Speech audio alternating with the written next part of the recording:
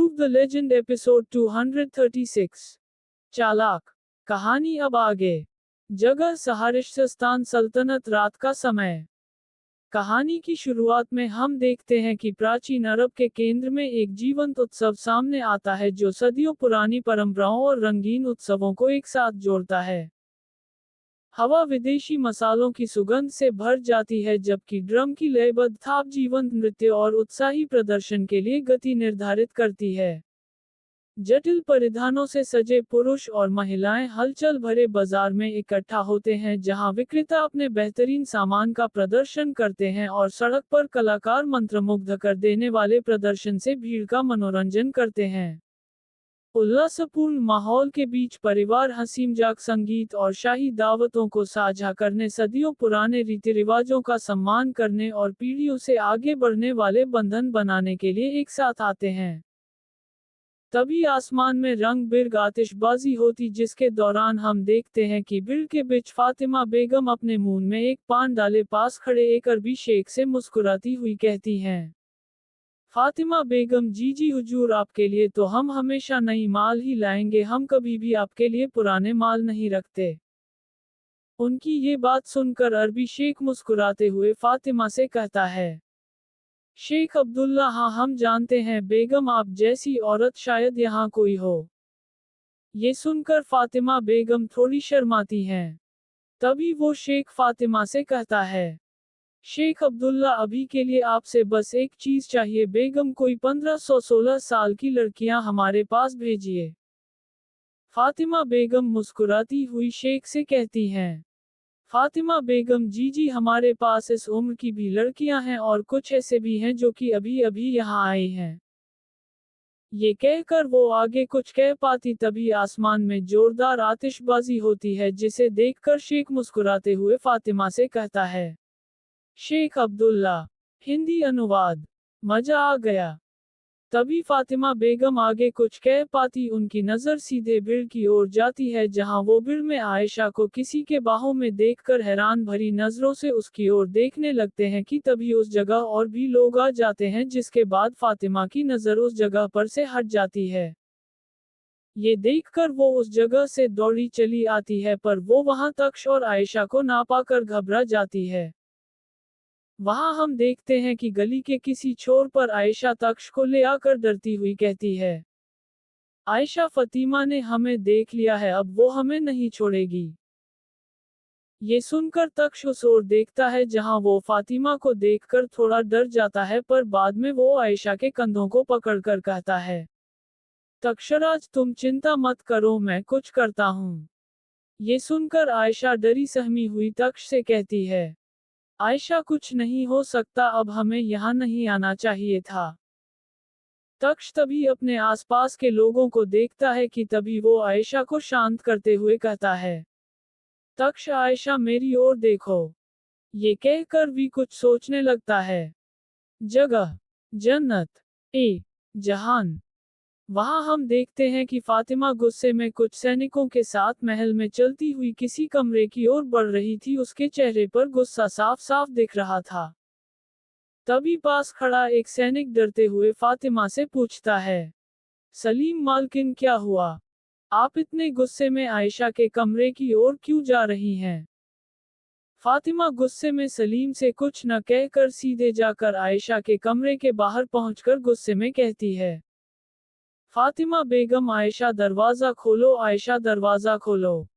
ये देखकर पास खड़े वो सैनिक हैरान भरी नजरों से फातिमा की ओर देखने लगते हैं। कुछ देर ऐसे बोलने के बाद फातिमा गुस्से में दांत चबाए सलीम से कहती है, फातिमा बेगम सलीम जल्दी से ये दरवाजा तोड़ो। ये सुनकर पास खड़े सभी सैनिक अचानक से डर जाते हैं। उन सबको ऐसे डरा हुआ देखकर फातिमा गुस्से में उन सभी से कहती है, फातिमा बेगम तुम लोगों ने सुना नहीं मैंने क्या कहा? तोड़ो इस दरवाजे को। तभी पास खड़ा एक सैनिक डरते हुए फातिमा से कहता है, अलीम सैनिक आप जानती हैं ना अंदर कौन है? अंदर नबी मोहम्मद के दोस्त हैं, अगर उन्हें पता चला तो। ये सुनकर फातिमा गुस्से में उन सब से कहती है, फातिमा बेगम मैं जानती हूँ अंदर कोई नहीं है। ये सुनकर वे सभी सैनिक हैरान भरी नजरों से फातिमा की ओर देखने लगते हैं। इसके बाद फातिमा गुस्से में चिल्लाते हुई उन सभी से कहती है, फातिमा अब मेरा मुंह क्या देख रहे हो? तोड़ो इस दरवाजे को। ये सुनकर सलीम आगे आते हुए दरवाजे से थोड़ा पीछे होकर एक जोरदार टक्कर देने लगता है। पर तभी वो जोर से एक टक्कर दे पाता उससे पहले अंदर से तक्ष दरवाजा खोल देता है, जिसके वजह से वो सैनिक सीधे कमरे के अंदर जाकर मुंह के बल नीचे गिर जाता है। तक्ष उस समय ऐसा दिख रहा था जैसे कि वो अभी अभी कपड़े पहन रहा हो। उसे देखकर फातिमा के साथ खड़े सभी लोग हैरान भरी नजरों से तक्ष की ओर देखने लगते हैं। तभी सभी के नजर अपनी ओर देख थोड़ा नाराजगी जताते हुए उनसे कहता है, तक्षराज क्या हुआ? तभी वहां मुंह के बल गिरा हुआ सलीम पूरी तरह से बेहोश हो चुका था। तक्ष की ये बात सुनकर फातिमा हैरान भरी नजरों से अंदर की ओर देखती है, जहां उन्हें बिस्तर पर आयशा कंबल ओढ़े सोई हुई दिखती है। तभी तक्ष फिर से गुस्से में उन सभी से पूछता है, तक्षराज क्या हुआ? आप सभी ऐसे मुझे क्यों घूर रहे हो? तभी फातिमा बेगम अपने चेहरे पर एक झूठी मुस्कान रखे तक्ष से कहती हैं, फातिमा बेगम झूठी मुस्कान रखे, वो हमें लगा कि कहीं दम घुटने से आप दोनों की मौत ना हो गई हो, इसीलिए हम आपकी जान बचाने यहाँ आ गए थे। ये सुनकर तक्ष हैरान भरी नजरों से फातिमा से कहता है, तक्षराज दम घुटने से? कहीं आप पागल तो नहीं हो गई? पहले तो आप मुझे परेशान कर रहे थे और अब आप कैसी बहकी बहकी बातें कर रहे हैं? ये सुनकर फातिमा शर्मिंदा होकर हैरान भरी नजरों से अपने सैनिकों के साथ वहां से जाने लगते हैं। कुछ दूर जाते ही दूर से तक्ष उन्हें कहता है, तक्षराज ये रायता कौन लेगा? तभी वो सैनिक सलीम को बेहोशी के हालत में ही उस कमरे से ले जाते हैं। दूर खड़ी फातिमा हैरान भरी नजरों से सोचती है, फातिमा बेगम आयशा अगर यहाँ है तो वहां जश्न में कौन थी? लगता है मुझे कोई गलतफहमी हो गई होगी। ये कहकर वो अपने सैनिकों के साथ वहां से जाने लगती है। उनके जाते ही तक्ष धीरे से यहाँ वहां देखते हुए कमरे के अंदर से दरवाजा बंद करता है कि तभी पीछे से आयशा बिस्तर पर कंबल ओढ़ी हुई तक्ष से पूछती है, आयशा क्या वो लोग चले गए? ये सुनकर तक्ष आयशा की ओर मुड़कर अपने चेहरे पर एक हल्की सी मुस्कुराहट रखे आयशा से कहता है, तक्षराज मैंने कहा था ना मैं सब ठीक कर दूंगा।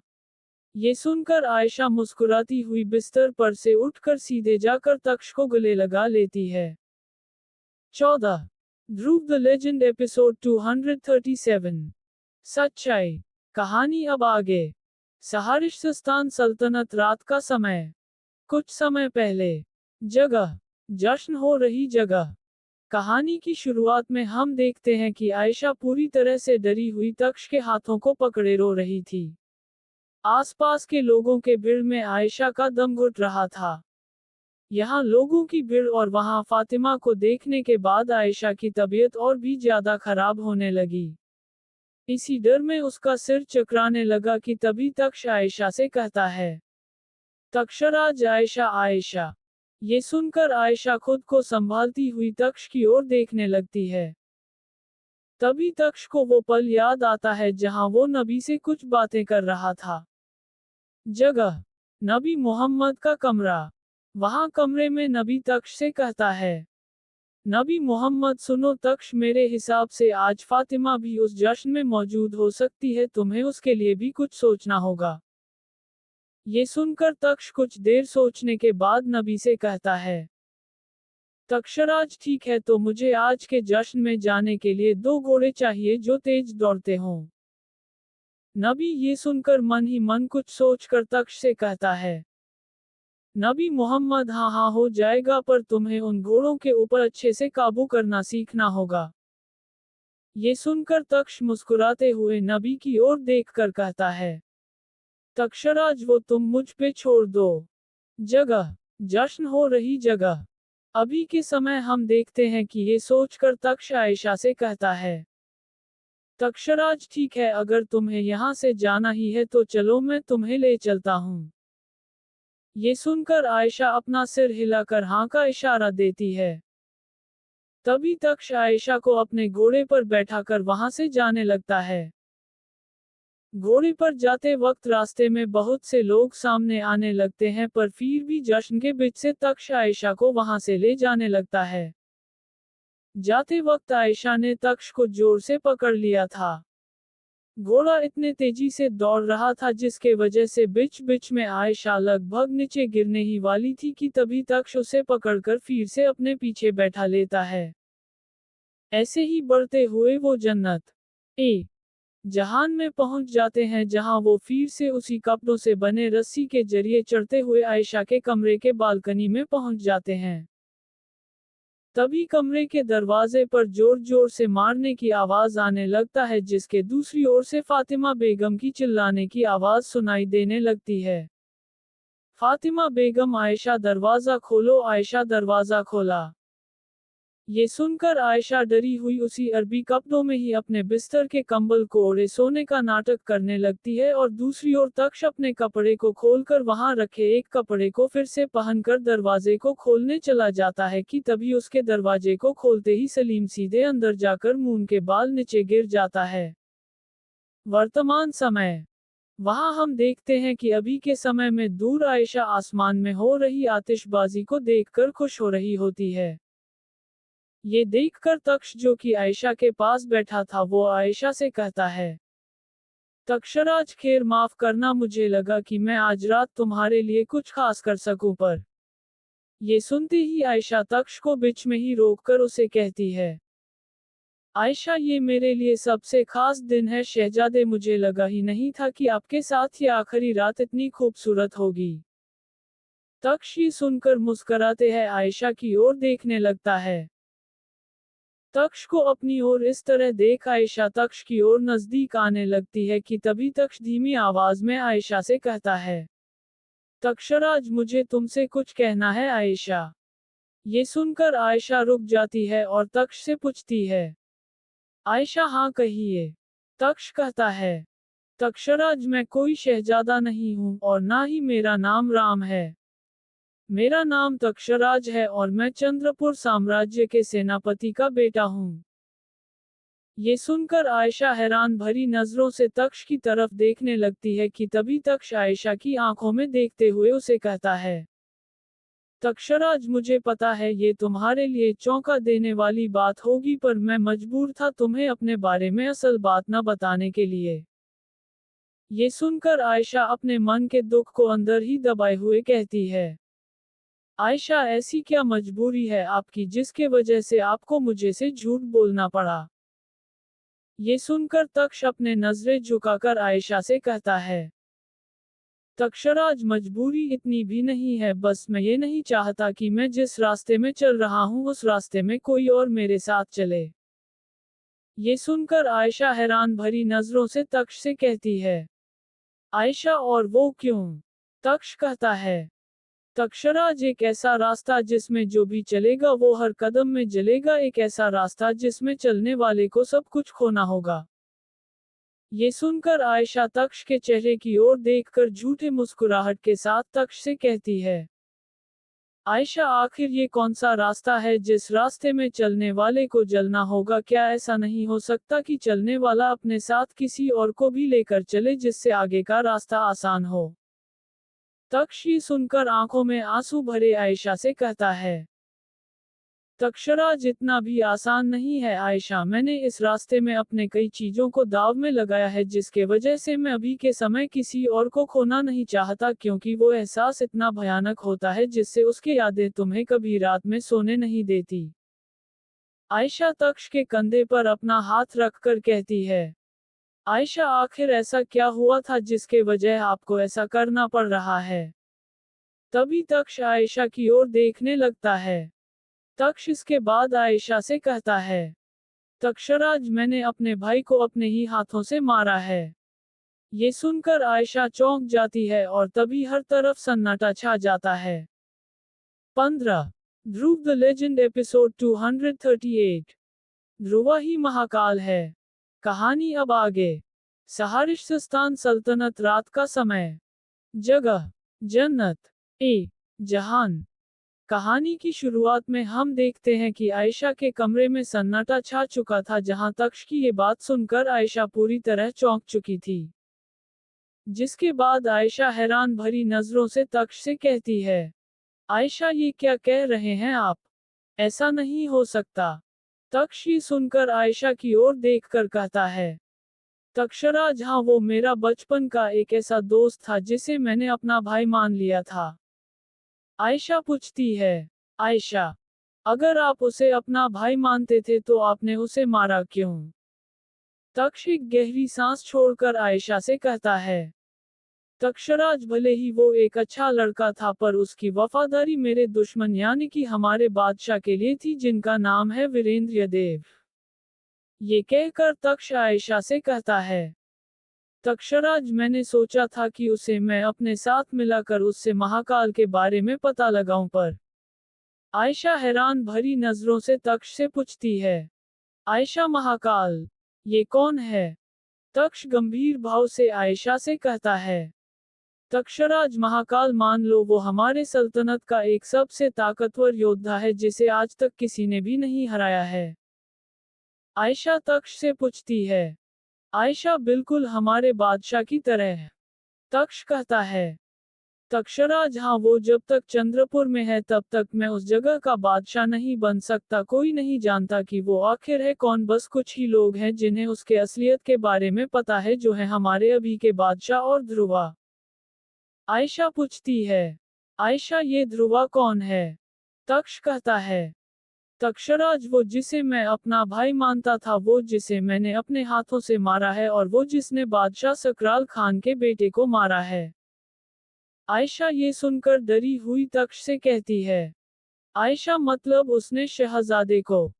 तक्ष हामी भरते हुए आयशा से कहा, तक्षराज हाँ उसी ने ही तुम्हारे शहजादे को मारा है। ये सुनकर आयशा कुछ देर सोचने के बाद तक्ष से कहती है, आयशा जो भी हुआ अच्छा हुआ, शहजादे जीतना मुझे पता है। हमारे शहजादे बहुत गंदे और जालिम किस्म के थे। क्या ध्रुवा इतना ताकतवर था जिसके वजह से वो हमारे शहजादे को मार पाया? तक्ष आयशा से कहता है, तक्षराज नहीं वो एक मामूली सा लड़का था, वो कभी किसी से लड़ता नहीं था। आयशा ये सुनकर हैरान भरी नजरों से तक्ष से कहती है, आयशा ये नामुमकिन है, बिना ताकतवर होकर वो शहजादे को नहीं मार सकता। जीतना मुझे शहजादे के बारे में पता है, वो हमारे सल्तनत के सबसे ताकतवर लड़ाकों में से थे जिन्हें मारने के लिए आपको सहाबियों की तरह ताकतवर होना होगा। अगर ध्रुवा ने शहजादे को मारा है तो वो भी एक सहाबी की तरह ताकतवर होगा जैसा कि आपने अभी महाकाल के बारे में बताया है। ये सुनकर तक्ष थोड़ा नाराजगी जताते हुए आयशा से धीमी आवाज में कहता है, तक्षराज ध्रुवा और महाकाल। अचानक आयशा की ये बात तक्ष के दिमाग को छू जाती है जिससे उसके आगे वो दृश्य आ जाता है जहां शंभू पर्वत में ध्रुवा खून से लथपथ होकर शहाजदे हसन और उसके सैनिकों के बीच एक पत्थर पर बैठा था, जिसे याद करके तक्ष के कदम पीछे की ओर हो जाती है और वो सीधे बिस्तर के पास जाकर गिर जाता है।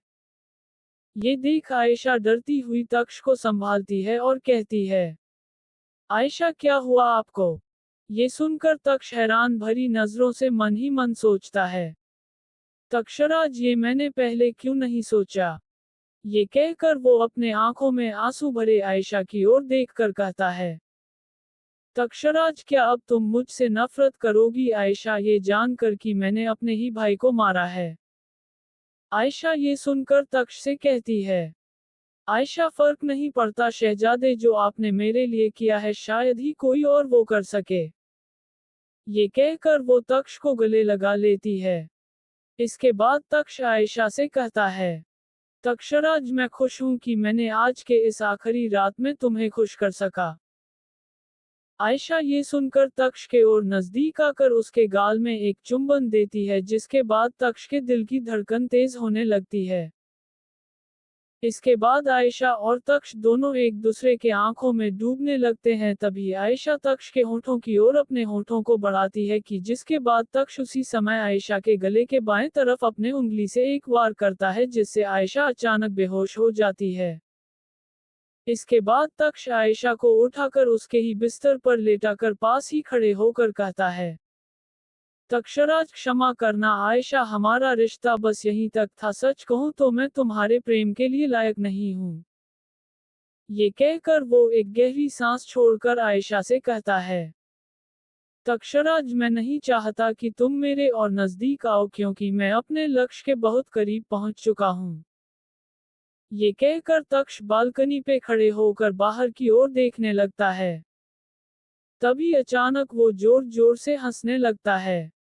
इसके बाद वो अपने हंसी को रोककर कहता है, तक्षराज महाराज वीरेंद्र, आपने बहुत ही अच्छा खेल खेला है, मान गए आपको। अभी के समय में इस दुनिया के आप सबसे अच्छे खेल दिखाने वाले इंसान हैं। इसके बाद तक्ष कहता है, तक्षराज अब मैं समझ गया कि आपने क्या किया था। पहले एक गरीब लड़के और उसके माँ को अपने महल में लाया, उसके बाद उसे अपने महल में रहने के लिए एक जगह दिया, उसके बाद उसे युद्ध विद्या सीखने के लिए अपने ही बेटे के साथ उसे गुरुकुल भेजा, जिससे वो लड़का समय होने पर एक ताकतवर लड़का बन जाए। इसके बाद जब वो बड़ा हुआ, उसे युद्ध के मैदान में चंद्रपुर की ओर से लड़ने के लिए भेज दिया और आज वो लड़का महाकाल के नाम से विख्यात है। इसके बाद अचानक तक्षराज के आंखें लाल रंग के हो जाते हैं। तभी वो कहता है, तक्षराज एक उत्तम योजना जिसे कभी कोई नहीं जान पाएगा कि आखिर महाकाल है कौन, सबके सामने एक नादान लड़का ध्रुवा आखिर कैसे एक महान योद्धा हो सकता है। आपने सच में 8 साल तक सबको पागल बना कर रखा है महाराज, पर आपको ये नहीं पता कि मैं कौन हूँ। इसके बाद तक्ष गंभीर भाव से कहता है, तक्षराज वो मैं था जिसने खारबू साम्राज्य के राजा से कहकर चंद्रपुर साम्राज्य में चारूत को घुसपैठ करने में सहायता किया। मैंने सोचा कि वो राजा मेरा साथ देगा, पर वो भी महाकाल के डर से भाग गया। पर अब जब मुझे पता चल चुका है कि महाकाल अब नहीं रहा, तो अब मैं खुद आपका सर्वनाश करूंगा महाराज। ये कहकर तक्ष मुस्कुराते हुए कहता है, तक्षराज अब मैं एक ऐसा योजना बनाऊंगा महाराज, जिससे आपको और आपके वंश को मैं वो दिन दिखाऊंगा कि आप खुद मुझसे अपने जीवन की भीख मांगेंगे, क्योंकि इस बार मेरा आक्रमण सीधे आपके हृदय की ओर होगा, आपके भविष्य के ऊपर होगा, आपके जीवन पर होगा, जिसके लिए आपने ध्रुवा को महाकाल बनाया था। तक्ष ये कहकर गंभीर भाव से कहता है, तक्षराज अब जब वो नहीं है तो आपको हराना बहुत आसान है महाराज। मैं आ रहा हूँ, मैं बहुत जल्द आपके पास आ रहा हूँ महाराज, अपने उस स्वप्न को पूरा करने जिसका सपना मैंने बचपन से देखा है। इसके बाद तक्ष कहता है, तक्षराज अब अपने जीवन की उल्टी गिनती शुरू कर दीजिए महाराज। ये कहकर वो फिर जोर जोर से हंसने लगता है। 16 ध्रुव द लेजेंड एपिसोड 239 क्या वो जिंदा है? कहानी अब आगे। चंद्रपुर साम्राज्य, सुबह का समय, जगह राजमहल। कहानी की शुरुआत में हम देखते हैं कि महल के पूजा कक्ष के गंभीर माहौल में नंदिनी विधवा की पोशाक में पवित्र शिवलिंग के सामने श्रद्धापूर्वक झुक गईं। उनके आसपास कुछ समर्पित दासियां अनुष्ठान में शामिल हुई, उनके चेहरे पर भक्ति और श्रद्धा झलक रही थी। उनमें नंदिनी की प्रिय मीना, जो पूजा के हर पहलू में अटूट समर्पण के साथ उनकी सहायता कर रही थी। जैसे ही रानी नंदिनी ने दिव्य लिंग पर फूल और मंत्र अर्पित किए, भक्ति की सुगंध लेकर धूप हवा में फैल गई। तेल के दियों की टिमटिमाती लपटें दृश्य पर एक गर्म चमक बिखेरती हैं, जो उस क्षण की गंभीरता को उजागर करती हैं। तभी वहां भजन की आवाज सुनते सुनते रंजीत अपने कमरे से निकलकर पूजा कक्ष की ओर जाने लगता है। वो ऐसे चलते चलते पूजा कक्ष में पहुंच जाता है। जैसे ही प्राचीन भजनों की गूंज कक्ष में भर गई, नंदिनी के हाथ वर्षों की परंपरा और विश्वास द्वारा निर्देशित अनुग्रह और सटीकता के साथ चले। मीना ने ध्यान से देखा, उसकी आंखों में अपनी प्यारी रानी के प्रति प्रशंसा और सम्मान झलक रही थी। एक साथ उन्होंने खुद को कालातीत अनुष्ठानों में डुबो दिया, उनके दिल परमात्मा की भक्ति में एकजुट हो गए। शिव की उपस्थिति से घिरे इस पवित्र स्थान से पूजा करने के बाद चेहरे पर मुस्कान रखे वो वहां से जाने लगते हैं। जाते वक्त अचानक रंजीत उनके आगे आकर अपने चेहरे पर एक मुस्कान रखे अपने दोनों हाथ जोड़े नंदिनी से कहता है, रंजीत सुप्रभात रानी जी सुप्रभात। अचानक अपने सामने रंजीत को देखकर नंदिनी और बाकी 3 दासी चौंक जाते हैं।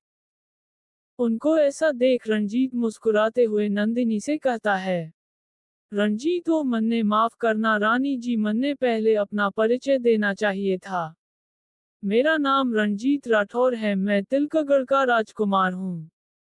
ये सुनकर मीना नंदिनी के कान में फुसफुसाते हुए कुछ कहने लगती है, जिसके बाद नंदिनी को न चाहते हुए भी हंसकर रंजीत से कहती है, नंदिनी ओहो क्षमा करें, मैं पहचान नहीं पाए, आपका स्वागत है राजकुमार हमारे साम्राज्य में। ये सुनकर रंजीत अपने चेहरे पर एक हल्की सी मुस्कान रखे कहता है, रंजीत हाँ वो तो कल ही हो गया था वैसे। तभी वो आगे कुछ कह पाता, अचानक पास ही से रुद्र आकर उनसे कहता है, रुद्र अरे राजकुमार आप उठ गए। राजकुमार रुद्र को देखकर मीना मुस्कुराती हुई कहती है, मीना राजकुमार रुद्र। तभी रंजीत रुद्र की ओर देखकर मन ही मन गुस्से में कहता है, रंजीत अब ये कहां से आ गया बीच में टांग अड़ाने के लिए। तभी रुद्र मुस्कुराते हुए नंदिनी के पास आकर कहता है, रुद्र सुप्रभात नंदिनी जी। ये सुनकर नंदिनी मुस्कुराती हुई अपने हाथ में पकड़े झोली में से कुछ प्रसाद निकालकर रुद्र को देती है, जिसे देखकर रंजीत भी अपना दायां हथेली बढ़ाते हुए कहता है, रंजीत मन्ने भी प्रसाद दीजिए रानी जी। ये सुनकर नंदिनी भी मुस्कुराती हुई रंजीत को प्रसाद दे देती है। इसके बाद रंजीत फिर से आगे कुछ कह पाता, उससे पहले रुद्र रंजीत के कंधे पर अपना हाथ रखकर कहता है, रुद्र राजकुमार मेरे हिसाब से आपको अभी यहाँ से चलना चाहिए, हमने आपके लिए कुछ विशेष योजनाएं किए हैं, तो चलिए हमारे साथ। ये कहकर रुद्र रंजीत को अपने साथ वहां से ले जाता है। ये देखकर रंजीत न चाहते हुए भी रुद्र के साथ जाना पड़ता है। इसके बाद मीना और नंदिनी वहां से जाने लगते हैं, जहां मीना हंसती हुई नंदिनी से कहती है, मीना ये राजकुमार थोड़ा पागल है क्या। कुछ देर बाद जगह अभ्यास स्थल। वहां कुछ देर बाद हम देखते हैं कि सुबह के सूर्य किरण से अभ्यास स्थल और भी अलौकिक ही उठा था। तभी अभ्यास स्थल के पास वाले सीढ़ियों के जरिए राजा अजय राठौर और रंजीत वहां पहुंच जाते हैं। उनके साथ 10 सैनिक थे, जिन्होंने काले रंग के कवच और हाथ में अलग अलग तरह के हथियार पकड़े हुए थे। ये देखकर राजा अजय राठौर रंजीत से कहते हैं, राजा अजय राठौर तो ये है अहिराज दल। रंजीत अपने मूंछों को ताव देते हुए उन्हें कहता है, रंजीत जी काका। राजा अजय राठौर बड़ी बारीकी से उन सैनिकों को देखकर कहते हैं, राजा अजय राठौर देखने में तो ये ताकतवर लग रहे हैं, तुमने अच्छी सेहत बनाया है इनका। वैसे क्या तुमने उन्हें बता दिया कि आज उन्हें क्या करना है। रंजीत कहता है, रंजीत जी काका मैंने उन्हें समझा दिया है कि महाकाल से जरा ध्यान से लड़ना, पहले उसके ताकत के बारे में समझो और हो सके तो। ये कहकर वो गंभीर भाव से कहता है, रंजीत हो सके तो महाकाल का आज ही खात्मा कर दो, जैसे कि ये कोई हादसा हो। ये सुनकर राजा अजय राठौर थोड़े मुस्कुराते हैं। तभी रंजीत मन ही मन नहीं कुछ सोचकर राजा अजय राठौर से पूछता है, रंजीत वैसे अगर इन्होंने महाकाल को मार दिया तो क्या महाराज हमें जिंदा जाने देंगे। राजा अजय राठौर ये सुनकर गंभीर भाव से रंजीत से कहते हैं, राजा अजय राठौर तुम उसके लिए चिंता मत करो रंजीत, मैंने उसके लिए भी एक योजना बनाया है। तभी वहां महाराज वीरेंद्र और रुद्र आते हैं, जहां दूर से उन 10 सैनिकों को देखकर रुद्र हैरान भरी नजरों से महाराज वीरेंद्र से पूछता है, रुद्र ये सब क्या है पिताश्री। ये राजपूत सैनिक यहाँ हमारे अभ्यास स्थल में। महाराज वीरेंद्र रुद्र से कहते हैं, महाराज वीरेंद्र आज राजपूत के सैनिक हमारे महाकाल के साथ युद्ध अभ्यास करना चाहते हैं, इसीलिए ये लोग यहाँ पर इस वेश में खड़े हैं। रुद्र हैरान भरी नजरों से महाराज वीरेंद्र से कहता है, रुद्र महाकाल, पर ये तो नामुमकिन है पिताश्री, क्योंकि महाकाल तो रुद्र आगे कुछ कह पाता वहां पर राजा अजय राठौर और रणजीत दोनों पहुंच चुके थे। राजा अजय राठौर मुस्कुराते हुए कहते हैं, राजा अजय राठौर महाकाल तो क्या हुआ है उसे। तभी महाराज वीरेंद्र थोड़े खांसते हुए राजा अजय राठौर से कहते हैं, महाराज वीरेंद्र, रुद्र कह रहा था कि महाकाल तो ऐसे यहाँ नहीं आता, वो बस युद्ध के मैदान में आता है। इसीलिए मैं अभी कहने वाला था कि आज महाकाल भी यहाँ आ रहा है। रुद्र को हैरान भरी नजरों से महाराज की ओर देखता देख राजा अजय राठौर चालाकी के साथ महाराज से पूछते हैं, राजा अजय राठौर, अच्छा हुआ कि आज हमें उनके दर्शन करने को मिलेगा, वैसे वो कब आएंगे। महाराज वीरेंद्र कहते हैं, महाराज वीरेंद्र, ओ वो, हाँ, उसे तैयार होने में थोड़ा समय लगता है, आखिर उसकी पहचान ही उसकी असली ताकत है। तभी राजा अजय राठौर मन ही मन कुछ सोचकर उन्हें कहते हैं, राजा अजय राठौर, तो ठीक है, चलिए आज के इस कार्यक्रम को शुरू करते हैं। इसके बाद सभी वहां पर बने एक छोटे से मंच के ऊपर रखे 4 सिंहासन में बैठ जाते हैं। तभी वो सभी मैदान में खड़े 10 सैनिक अपने हथियार पकड़े सीधे मंच की ओर अपना मुंह करके खड़े हो जाते हैं।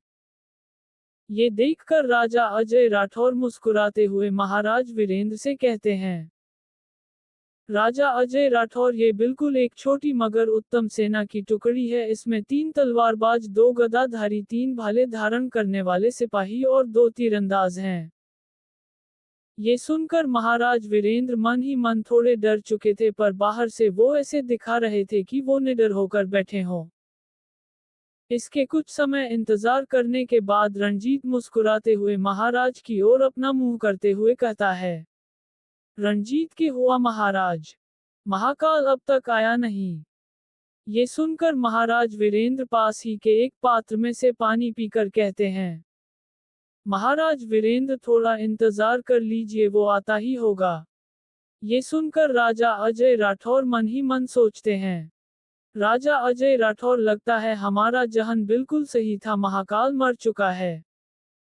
वहां रुद्र हर तरफ नजरें घूमते हुए मन ही मन सोचता है, रुद्र, ये आप क्या कर रहे हैं पिताश्री, महाकाल का यहाँ आना नामुमकिन। रुद्र आगे कुछ कह पाता तभी सीढ़ियों की ओर से किसी के आने का एहसास होता है, जिसके बाद सभी सीढ़ियों की ओर देखने लगते हैं। तभी वो सैनिक भी पीछे की ओर देखते हैं, जहां सब अचानक सभी अपने कदमों को थोड़े पीछे की ओर कर लेते हैं, जैसे कि उनके मन में एक खौफ आ गया हो, क्योंकि सामने से जो शख्स आ रहा था उसने अपने चेहरे पर लाल रंग का कपड़ा बांधा हुआ था, शरीर में काले रंग का कवच और दोनों हाथों में 2 धारी तलवार पकड़ा था। मंच पर खड़े महाराज वीरेंद्र को छोड़कर सभी के दिल की धड़कन तेज होने लगती है, मानो आसपास में डर का माहौल छा चुका हो। तभी रुद्र डरते हुए सोचता है, रुद्र, ध्रुवा। इसके बाद वो उस शख्स के आंखों की ओर देखकर कहता है, रुद्र, क्या वो जिंदा है। 17 Dhruv the legend episode 240 Mahakal vs 10 Rajput सैनिक। कहानी अब आगे। चंद्रपुर साम्राज्य। सुबह का समय। जगह अभ्यास स्थल राजमहल। कहानी की शुरुआत में हम देखते हैं कि अभ्यास स्थल के मैदान के विशाल विस्तार में उगते सूरज के सुनहरे रंगों में नहाया हुआ महाकाल के वेश में एक योद्धा खड़ा था। उसके चेहरे के चारों ओर एक लाल रंग का कपड़ा लिपटा हुआ था, जो चुभती आंखों से अपनी पहचान छिपा रहा था। काले शरीर के कवच में लिपटी उनकी आकृति, जो उजागर होती रोशनी में शुभ रूप से चमक रही थी, शांत आत्मविश्वास और दृढ़ संकल्प की आभा बिखेर रही थी। दोनों हाथ में उसने चमचमाती तलवार पकड़ रखी थी, जो उसके अटूट संकल्प का प्रतीक थी। जैसे ही महाकाल हवा से उड़ने वाली घास की हल्की सरसराहट के बीच खड़ा हुआ, उसकी इंद्रियां अपने आसपास की हल्की सी हलचल के प्रति उत्सुकता से अभ्यस्त हो गई। 10 राजपूत सैनिक छाया से उभरे, उनकी खतरनाक छाया पूरे मैदान में लंबी छाया डाल रही थी। अभ्यास की सटीकता के साथ उन्होंने अकेले महाकाल को घेर लिया। उनके चेहरे गंभीर संकल्प में डूबे हुए थे, हथियार युद्ध के लिए तैयार थे। उनमें से 3 ने तेज धार वाली तलवारें लहराई, उनकी धारें धीमी रोशनी में चमक रही थी, जबकि 2 के हाथ में भारी गदाएं थीं, उनके नुकीले सिर अशुभ रूप से चमक रहे थे। तीन और सैनिक तनकर खड़े थे, उनके भाले तैयार थे, घातक सटीकता से हमला करने के लिए तैयार थे, जबकि दो कुशल तीरंदाज अपने तीर को धनुष से जोड़ चुके थे। उनके धनुष तने हुए थे, जो अपने प्रतिद्वंद्वी पर मौत का तूफान लाने के लिए तैयार थे। तभी मंच पर अपने सिंहासन पर बैठे राजा अजय राठौर अपनी जगह पर से उठकर महाकाल से कहते हैं, राजा अजय राठौर, तुम्हारा स्वागत है महाकाल इस अभ्यास स्थल में। मैं जानता हूं कि ये तुम्हारे लिए एक मजाक से कम नहीं है कि तुम इस तरह के एक छोटे से मुकाबले के लिए यहाँ आए हो, पर मैं कहना चाहता हूं कि ये तुम्हारे लिए एक अभ्यास मुकाबला हो सकता है, पर मेरे सैनिकों के लिए ये एक युद्ध होगा। उनका उत्तम भाग्य है कि वो आज तुम्हारे साथ मुकाबला करेंगे। ये सुनकर महाकाल कुछ न कहकर बस राजा अजय राठौर की ओर देखने लगता है, जिसे देखकर रणजीत मन ही मन सोचता है, रणजीत, ये महाकाल कुछ बोल क्यों नहीं रहा? गूंगा है क्या? तभी मंच पर बैठा रुद्र मन ही मन सोच रहा था, रुद्र, क्या वो सच में ध्रुवा है या फिर उसका भूत? अगर ध्रुवा जिंदा है तो पिताश्री ने अब तक मुझे कुछ बताया क्यों नहीं? ये सोचकर रुद्र धीमी आवाज में महाराज के कान में कुछ कहने लगता है। रुद्र, क्या पिताश्री ध्रुवा? रुद्र आगे कुछ कह पाता महाराज वीरेंद्र बिना उसकी ओर देखे धीमी आवाज में कहते हैं, महाराज वीरेंद्र, कभी कभी बच्चों को डराने के लिए झूठी कहानियों का सहारा लेना पड़ता है। ये सुन रुद्र हैरान भरी नजरों से उनकी ओर देखने लगता है। वहां राजा अजय राठौर महाकाल को शांत खड़ा देख अपने चेहरे पर एक हल्की सी मुस्कान रखे कहते हैं, राजा अजय राठौर, तुम्हारे इस शांत स्वभाव को देखकर मुझे तुम्हारा जवाब मिल चुका है महाकाल। ये कहकर वो महाराज वीरेंद्र की ओर देखकर अपने जगह बैठ जाते हैं, जिसके बाद महाराज वीरेंद्र बिना उठे महाकाल से कहते हैं, महाराज वीरेंद्र, लड़ाई शुरू करो महाकाल, और याद रहे इन सैनिकों को बस हराना है, मारना नहीं।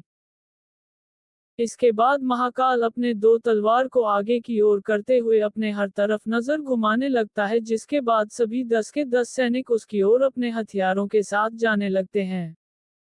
जगह, कल्याणी का कमरा, राजमहल।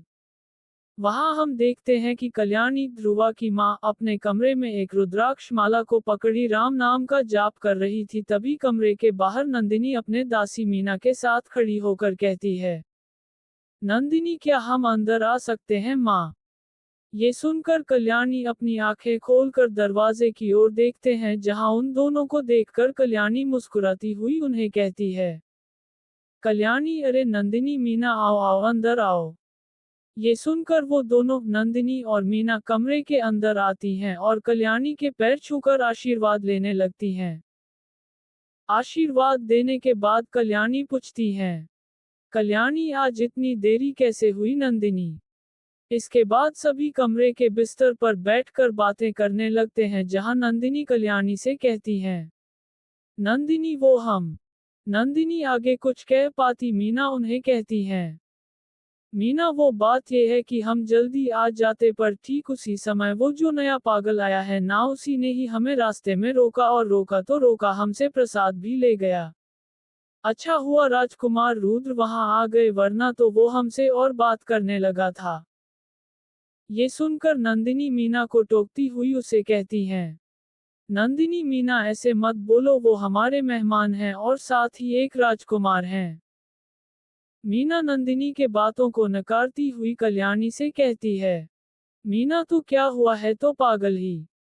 तभी कल्याणी मुस्कुराती हुई नंदिनी से कहती है, कल्याणी, कोई राजकुमार आया है? नंदिनी कहती है, नंदिनी, हाँ, कोई तिलकगढ़ से आए हैं। ये सुनकर कल्याणी हैरान भरी नजरों से नंदिनी से कहती हैं, कल्याणी, हैरान करने वाली बात है, पहले वो राजपूत परिवार और अब एक राजकुमार। जगह, अभ्यास स्थल, राजमहल। वहां हम देखते हैं कि स्वीकारोक्ति की मौन सहमति के साथ सैनिकों ने अपना हमला शुरू कर दिया था। उनके आंदोलनों में हिंसा और आक्रामकता का घातक स्वर था। तलवारें तलवारों से टकराई, गदाओं से गूंजती गड़गड़ाहट हुई और भाले घातक सटीकता के साथ हवा में चले गए। प्रत्येक वार का निशाना अकेले महाकाल का दिल था। लेकिन महाकाल बिजली की तरह त्वरित सजगता और बेजोड़ कौशल के साथ उसने सहज अनुग्रह के साथ प्रत्येक वार को टाल दिया। महाकाल अपनी फुर्ती के जरिए उन सभी के हर वार से खुद को बचाते हुए कभी एक जगह तो कभी दूसरी जगह छलांग लगाते हुए उनसे बचने लगता है। मैदान में युद्ध के समय उनकी तलवारों की गति धुंधली हो गई, उनकी चाल तरल और सटीक थी। लोहे के प्रत्येक टकराव के साथ उन्होंने गणना की गई सटीकता के साथ मुकाबला किया, जिससे सैनिकों की अपनी गति को विनाशकारी प्रभाव से उनके खिलाफ कर दिया। इसी दौरान तीरंदाज सिपाहियों ने अपना काम करना शुरू कर दिया और वो था महाकाल के सिर पर वार करना, पर महाकाल उनके सभी तीरों से बचते हुए एक गदाधारी के मुंह पर एक ऐसा लात मारता है जिससे वो गदाधारी एक तलवारबाज से जा टकराता है। महाकाल के हटने से वो सभी तीर जमीन पर जा लगते हैं। तभी पीछे से एक छोटी सी छुरी उड़ते हुए महाकाल के कंधे में जा चुभती है, जिसे देखकर रणजीत मुस्कुराते हुए मन ही मन जोश में सोचता है, रणजीत ये हुई ना बात। तभी उस छुरे के लगने से महाकाल के कंधे से कुछ खून के बूंदे घास में जा गिरते हैं, जिन्हें देखकर रुद्र डर के भाव से सोचता है, रुद्र ये अभ्यास नहीं है, वो सैनिक तो उसे मारना चाहते हैं। तभी महाकाल उस छुरे को अपने कंधे पर से निकाल कर फेंकने वाले की ओर तेजी से फेंकता से, जिसे वो छुरा जाकर उस सैनिक की तरफ तेजी से जाने लगता, पर वो सैनिक भी चालाकी के साथ अपने तलवार से उस छुरे को रोक लेता है, पर अचानक महाकाल तेजी से जाकर उसके मुंह में एक मुक्का मारता है, जिससे वो उसी समय बेहोश हो जाता है। तभी बाकी सैनिक फिर से महाकाल की ओर आने लगते हैं, जिसे देखकर महाकाल अपने दोनों तलवारों के साथ उनकी ओर तेजी से जाने लगता है। वो पहले अपने तलवार को इतनी तेजी से उनकी ओर फेंकता है जिससे उसके वार को रोकने वाला सैनिक खुद उस तलवार को रोकने के चक्कर में सीधे पीछे के दीवार में जा टकराता है। बाकी सैनिक महाकाल की ऊपर भूखे भेड़ियों की तरह हमला करने लगते हैं, जिनसे बचने के लिए महाकाल हर किसी से एक साथ लड़ने लगता है। ये देखकर राजा अजय राठौर मन ही मन सोचते हैं, राजा अजय राठौर अद्भुत क्षमता है, इस महाकाल में अकेला इनसे लड़ना बहुत ही बहादुरी की बात है। वहां महाकाल के सिर को कुचलने के लिए एक गदाधारी कूदकर उसकी ओर आने लगता है, जिससे बचने के लिए महाकाल तेजी से पीछे चला जाता है, जिससे गदा का वार सीधे आकर नीचे जमीन पर गिरता है। वो गदाधारी और कुछ सोचता महाकाल तेजी से उसके गर्दन के पिछले भाग पर अपने हथेली से वार करता है और तेजी से दूसरे सैनिकों की ओर भागते हुए जाने लगता है। उसे अपनी ओर इतने तेजी से आता देख वो सभी खुद को संभालते हुए उसकी ओर जाने लगते हैं। महाकाल तभी अपने तलवार से उनके वार को रोकते हुए उनसे लड़ने लगता है।